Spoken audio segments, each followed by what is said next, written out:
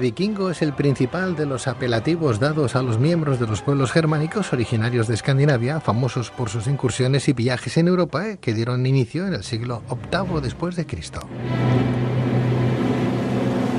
En este sentido, las crónicas sobre dichos pillajes están repletas de relatos aterradores debido a sus violentos ataques que aterrorizaron a las antiguas comunidades que, aunque acostumbradas a la guerra, no tenían forma de contrarrestar sus terribles ataques vikingos, llevados a cabo a principios de esa Edad Media.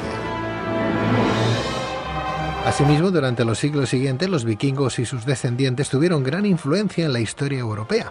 En las Islas Británicas gobernaron durante muchos años hasta ser finalmente derrotados por los anglosajones. En Italia fundaron el reino normando de Sicilia e incluso llegaron a influir con sus incursiones en el Califato de Córdoba y en el Imperio Bizantino. A través de los ríos del norte intervinieron repetidas veces en el mar Báltico y en Rusia, cuyos primeros estados aparecen vinculados a aventureros vikingos.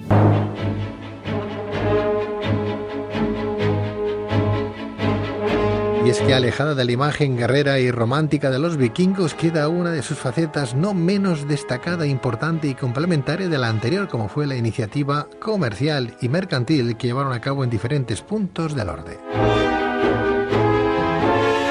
Pero, ¿cuándo iniciaron los vikingos sus rutas comerciales? ¿Qué tipo de género o productos comercializaban? ¿Llegaron a utilizar mercancía humana?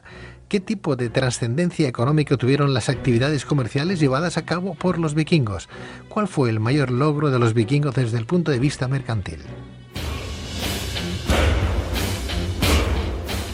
Para responder a estas y otras cuestiones tenemos con nosotros a don Francisco José Gómez, licenciado en Historia Antigua por la Universidad de Valladolid, especializado en religiones de la antigüedad y escritor.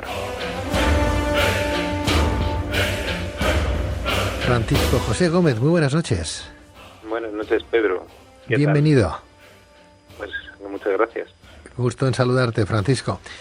Para empezar, decir que la influencia de su cultura y el mito que ha rodeado a los vikingos ha provocado que su leyenda e interés perdure hasta la actualidad. Y en este sentido, y si nos enmarcamos en la influencia que tuvieron estos hombres del norte en el aspecto comercial, ¿en qué momento de la historia podemos decir que los vikingos dan inicio a sus iniciativas comerciales y mercantiles? ¿Fue en el siglo IX después de Cristo o cuándo fue, Francisco? Sí, desde el primer momento prácticamente de su despegue y de su aparición en la historia. Porque claro, debido sobre todo al atractivo de las sagas vikingas y después pues a cómo pues el cine ha ido versionando pues a la vida de estos guerreros y las expediciones, pues se ha olvidado que para un vikingo era lo mismo y tenía la misma importancia el cultivo, el saqueo y el comercio. Para ellos eran actividades que venían a cubrir una necesidad fundamental, que era la de alimentarse y conseguir riqueza, porque Escandinavia eran tierras muy pobres y por tanto este era un pueblo que se veía abocado a estas actividades y especialmente el saqueo, claro, también como una manera de conseguir sobrevivir. Uh-huh. ¿Fue la construcción, por ejemplo, y desarrollo de un nuevo tipo de embarcaciones de vela muy eficaces en las largas travesías marítimas lo que quizás provocó también esas expediciones, Francisco? Sí, porque ese tipo el Drakkar vikingo, el famoso Drakkar vikingo, es un avance con respecto a la navegación de la época. Les permite remontar el curso de ríos, son barcos que tienen poco calado. Ellos eran buenos navegantes. Y esta nave sí que les va a permitir, bastante ligera, les va a permitir llegar lejos e introducirse por los cursos de los grandes ríos e incluso, llegado el caso, como podemos hablar en algún momento a lo largo de la entrevista, echarse el barco a las espaldas y remontar el curso de los ríos contracorriente, tirando ellos con cuerdas desde las orillas y remontar el curso de los ríos. Francisco, ¿es cierto que entonces que desde un punto de vista económico para estos hombres del norte no existía diferencia entre actividades como laborar en una granja, el comercio o saquear, ya que las consideraban pues a lo mejor igual de dignas? Sí, porque es un pueblo que no es el primer pueblo que se ve abocado a la guerra y al saqueo por la necesidad de alimento. Eso ya pasó, por ejemplo, con los asirios, ¿no?, en el mundo antiguo. Y en los vikingos pasa exactamente igual. Claro, Escandinavia tenía, bueno, que hoy es Suecia, Finlandia y Noruega, tenía pues bastante parte del territorio ocupado por hielo la mayor parte del año. Entonces la pobreza natural que tenía era grande a la hora de ofrecer alimento. Para ellos lo fundamental primero, claro, era la supervivencia, y en ese caso no tenía importancia el dedicarse bien a la agricultura, bien a la guerra o bien al comercio. Y de hecho muchos guerreros durante el invierno eran cazadores para poder comerciar, llegar a la primavera, eran después soldados o guerreros durante el verano y eran igualmente agricultores cuando podían y se prestaba la ocasión. Su vida cotidiana estaba amenazada por tormentas de arena e inundaciones, luchaban constantemente por la supervivencia dentro de una agricultura de subsistencia y asimismo la ganadería y la cosecha de cereales debían ser completados con la pesca, recolección de huevos y de batas silvestres. En referencia a lo que estamos hablando, vamos a escuchar un corte de la película Los Vikingos, rodada en 1958 y protagonizada por Kirk Douglas y Tony Curtis. Los Vikingos.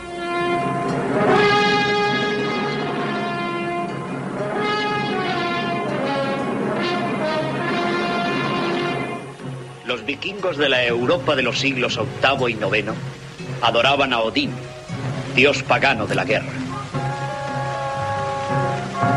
Reducidos a los confines de sus áridas y heladas tierras septentrionales, se valieron de su habilidad como navegantes y constructores de barcos para extender un reinado de terror jamás igualado por su violencia y brutalidad en los anales de la historia. El mayor deseo de los vikingos era morir con la espada en la mano y entrar en el Valhalla, donde les esperaba Odín para darles una bienvenida de héroe. La brújula les era desconocida. Solo podían guiarse por el sol y las estrellas. Cuando la niebla cerraba sobre ellos, quedaban indefensos y ciegos. Y como según sus creencias la tierra era plana, si se desviaban demasiado del rumbo, el viento negro los arrastraría a través del mar venenoso, que se abría al oeste y los conduciría al extremo del mundo, donde estaba el limbo. Su principal anhelo era la conquista de Inglaterra, en aquel entonces una serie de pequeños reinos, todos ellos rivales entre sí. Por eso, cuando los vikingos se hacían a la mar para robar y saquear Inglaterra, procuraban no perder nunca de vista la costa y reducían sus ataques a rápidas incursiones nocturnas. No fue por casualidad que el libro de oraciones inglés contuviera este ruego: protégenos, oh Señor, de la ira de los hombres del norte.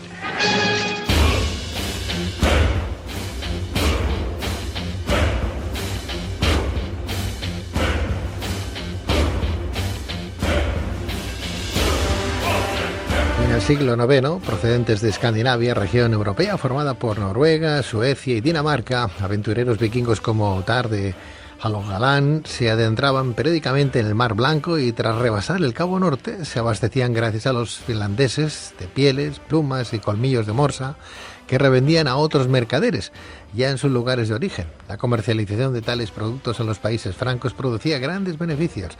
Asimismo, creo que entre los objetos transportados a Occidente, Francisco, se encontraban aquellos que se habían comprado en los mercados del Califato de Bagdad, por ejemplo, y de la vieja Bizancio, a los elaborados en las mismas ciudades vikingas, ¿no? Sí, lo cierto es que ellos, los vikingos, van a establecer un puente entre el Califato de Bagdad, efectivamente, y los reinos y el reino franco. Entonces ellos, pues por ejemplo, va a ser muy común entre los vikingos la venta de esclavos, por ejemplo, a los musulmanes. También va a ser muy común el que compren armas francas, que las apreciaban mucho y llegado el caso las solían revender. Incluso cuando llegan a Constantinopla compran seda, porcelana, vidrios finos y también los solían transportar y revender si se les ofrecía una buena cantidad de dinero. Ellos, por su parte, pues solían llevar miel, solían llevar pieles de morsa, solían llevar piel de oso, cuerda hecha con pieles de morsa también, pieles de renos, peines, eran buenos orfebres. Entonces, la verdad es que tienen un abanico grande de productos que pueden ofrecer y como están en esa situación de puente entre estos reinos, pues su comercio va a ser bastante fluido y bastante lucrativo. Y también esclavos, entiendo. Esclavos, por supuesto, sí, sí. Además, en las crónicas lo cuentan perfectamente. En el mundo franco no solían vender los esclavos porque, a ver, los esclavos realmente se tardó en erradicar la esclavitud, pero las condenas papales eran muy grandes hacia el tema de la esclavitud y del tráfico de seres humanos. Entonces, donde más vendieron fue en el mundo musulmán y, curiosamente, aquí en España, en la parte ocupada en aquel momento por los musulmanes, en Al-Ándalus, en concreto en Valencia y Tortosa, había un mercado grande de esclavos y aquí se vendía a los intermediarios musulmanes que después o los vendían en Al-Ándalus o los vendían ya en el norte de África, en otras partes del territorio musulmán. Las mujeres eran uno de los objetivos prioritarios, ¿no?, de los vikingos. Sí, porque, bueno, a ver, el tema de la mujer pues, podía ofrecer, pues por supuesto, labores del hogar, cuidado de los niños, una esposa forzosa llegado el caso, una especie de concubina, sí, y de hecho hay crónicas muy duras que habla de cómo los vikingos dicen, hemos capturado tantas mujeres muy hermosas, les hemos puesto los grilletes han herido sus hermosas carnes, se oye sus lamentos, las llevamos a los barcos, en fin, ellos se regodean en la narración de cómo capturan esas mujeres. Es curioso cómo llevaban el trato comercial, ¿no, Francisco José Gómez? Porque ellos creo que no tenían moneda, no la conocían y todo lo sustentaban en base al trueque, ¿no?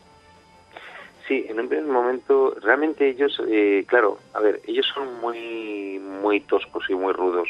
Entonces, claro, comparado con el desarrollo que tenían, por supuesto, en aquel momento el reino franco o los reinos musulmanes, pues ellos estaban muy atrás. Las primeras formas de intercambio que ellos tienen es el trueque y después lo que van a hacer va a ser acuñar lingotes de plata y ellos van a partir con un cuchillo la cantidad de plata que consideran necesario. De hecho, ni siquiera las monedas que les pudiera venir del mundo franco, del mundo musulmán, les interesaba el valor nominal, solamente la cantidad de oro-plata que llevaban. Entonces, eso sí que tiene interés para ellos. Llevaban unas pequeñas básculas, cada uno personalmente, y en esas pequeñas balanzas, se pesaban las monedas, o sea, ni siquiera tenían el valor, como he dicho, no se le daba el valor nominal, sino se pesaba las monedas de oro, las monedas de plata, y era el peso del metal precioso realmente lo que tenía valor. Francisco, ¿es cierto que los vikingos fundaron, por ejemplo, en Inglaterra ciudades llamadas a convertirse pues en auténticos emporios mercantiles? Sí, en esto es curioso porque realmente ellos van a convertir en ciudades que previamente han saqueado después en mercados importantes. O sea, tienen una especie de tendencia atroz al saqueo y la destrucción, aunque luego da la sensación de que reflexionan y se dan cuenta de que son enclaves. Esos enclaves que ellos mismos han destruido son enclaves importantes para el comercio y se asientan. Por ejemplo, Nottingham, por ejemplo, en Inglaterra.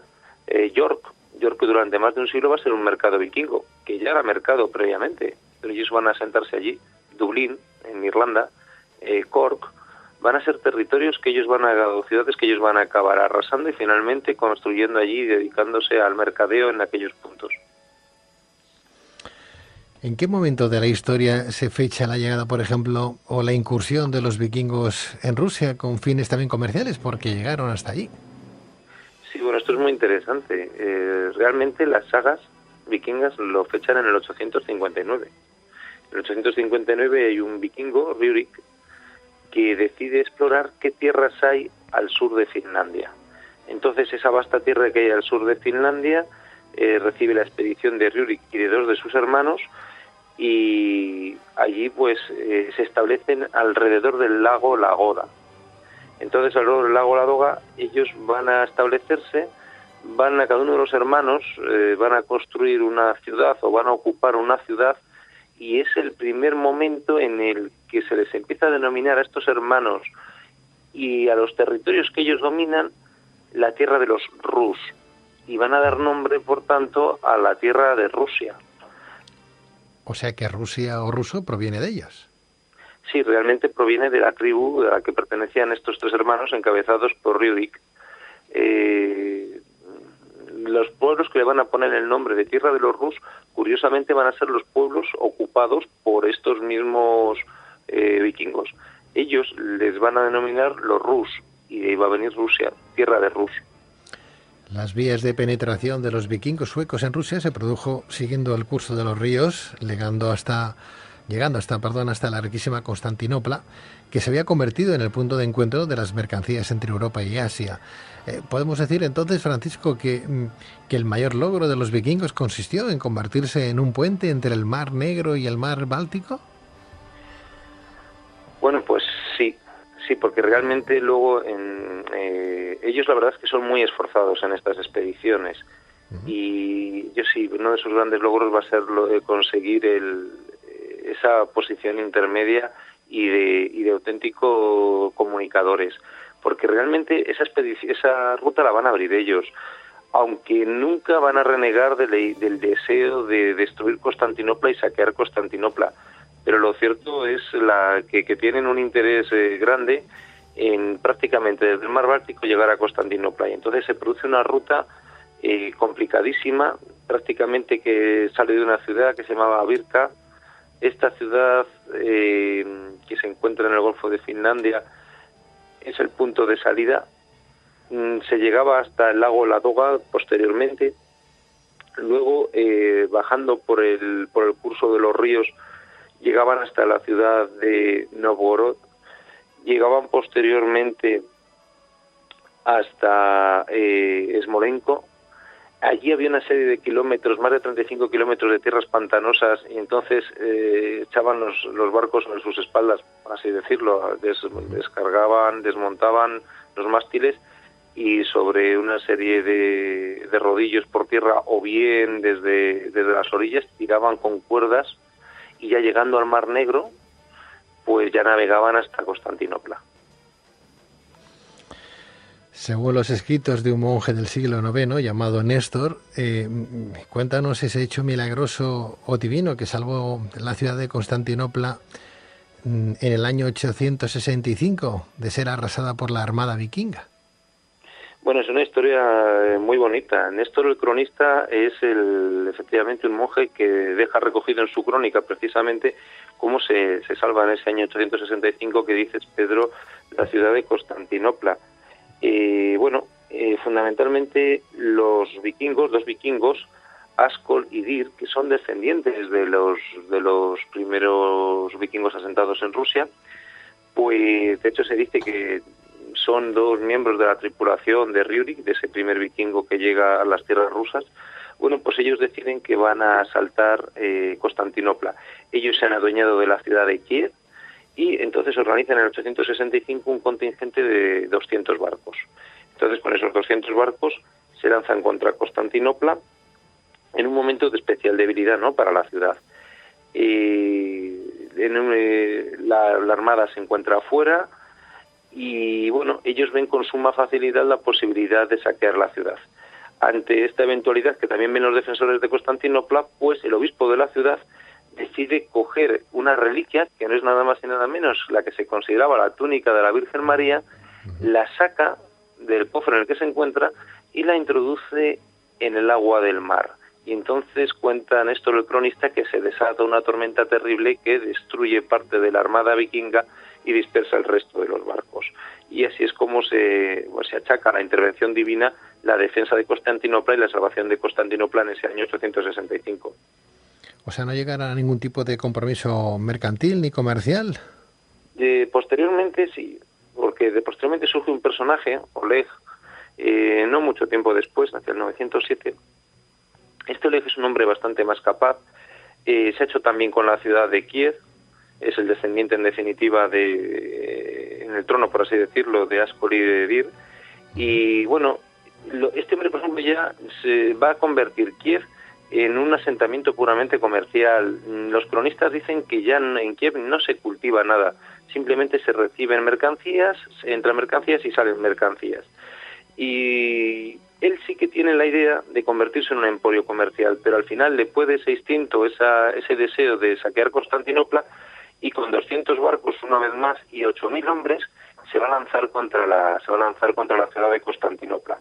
En este momento la armada de Constantinopla se encontraba afuera y él va a conseguir llegar al Cuerno de Oro, que está cerrado por una gran cadena. El Cuerno de Oro se cerraba siempre por una gran cadena y, como todos sabemos, es el acceso a la ciudad de Constantinopla, ¿no? ¿Qué sucede? Que entonces desmontan de los barcos, descargan de los barcos y se empiezan a arrasar los primeros arrabales de la ciudad de Constantinopla. Entonces, en este momento es cuando el emperador le ofrece un pacto a Oleg. Y el pacto que le ofrece es muy interesante. El pacto lo firman finalmente en el 911 y el emperador les ofrece lo siguiente. Le dice que si Oleg se retira con sus hombres, les ofrece un pasaporte para poder negociar y para poder tener derechos de comercio dentro de la ciudad de Constantinopla. Claro, estaba bastante controlado todo. Lo cierto es que lo que le dicen a Oleg es que podrá presentarse todas las primaveras con cierto número de hombres a las puertas de la ciudad. Podrán llevar mercancía, pero en la ciudad tienen que ir siempre acompañados por un oficial imperial. No pueden ir armados y solo pueden comprar determinados productos muy valiosos en determinada cantidad. Los que no sean tan valiosos los pueden comprar en las cantidades que quieran. Pero, por ejemplo, la seda, que era muy valiosa y que estaba la seda marcada por la autoridad oficial, esa solo podían comprarla por un valor de 50 piezas de oro. Y este es el acuerdo al que llegan en el año 911. Tal y como anotó en sus escritos el antiguo historiador y geógrafo persa Ibn Rushd, se referiría a los vikingos con las siguientes palabras. Los habitantes del Rus viven en una isla que se tarda 3 días en circunnavegar y está cubierta de espesa maleza y bosques. Acosan a los eslavos usando barcos para llegar hasta ellos. Se los llevan como esclavos y los venden. No tienen campos, sino que viven de lo que sacan de las tierras de los esclavos, en este caso de los eslavos. Cuando nace un hijo, el padre se acerca al recién nacido, espada en mano, y tirándole dice: «No te dejaré ninguna propiedad, todo lo que tienes es lo que puedas conseguir con esta arma». Esta noche hemos conocido un poquito más sobre los vikingos y sus rutas comerciales, y lo hemos hecho gracias al historiador, gracias al licenciado en Historia Antigua por la Universidad de Valladolid, especializado en religiones de la antigüedad y escritor, Francisco José Gómez. Francisco, un verdadero placer. ¿Cómo estás de metido en la historia? ¿Cómo la conoces? Qué maravilla, qué gusto da escucharte. Muchísimas gracias. Pues nada, gracias a vosotros y bueno, pues que tengáis muy buena noche. Igualmente, hasta la próxima, Francisco. Buenas Adiós, noches. gracias. Muchas gracias, muy buenas noches.